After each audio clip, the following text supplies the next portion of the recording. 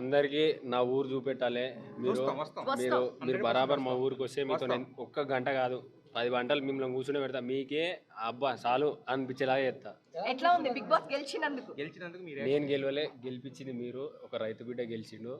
రైతు బిడ్డను గెలిపించుకోరు. నాకు చాలా అంటే చాలా ఆనందంగా ఉంది. జై జవాన్ జై కిసాన్. వాళ్ళు వచ్చినంటే తగ్గేదే. మీరు ఇప్పుడు ఇస్తానన్న రైతులకి ఇస్తానన్న డబ్బులు ఇప్పుడు అలా రైతులకి ఖర్చు పెడతారా?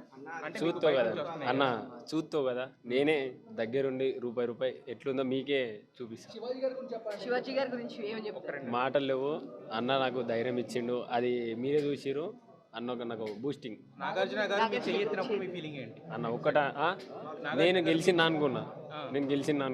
సర్ప్రైజ్ అయ్యారు మీరు. ఇప్పుడు బయటకు వచ్చిన తర్వాత ఇన్ని లక్షల మంది మీకోసం ఒక ఫోటో అని ఒక ఇదని తప్పిస్తున్నారు అన్న.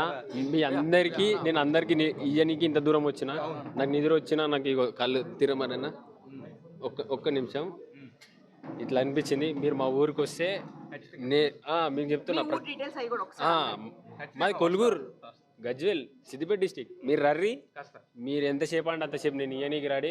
నేను అలసిపోను, మీరే అలసిపోవాలి. బరాబర్ ఇస్తాను. మళ్ళీ వచ్చినా అంటే తగ్గేదేలే. ఇప్పుడు టైం ఎంత అవుతుందన్నా? 4 చూసిరా ఎవరు ఓపికన్నది? మీరు రర్రి మా ఊరికి. చాలా బాగుంది.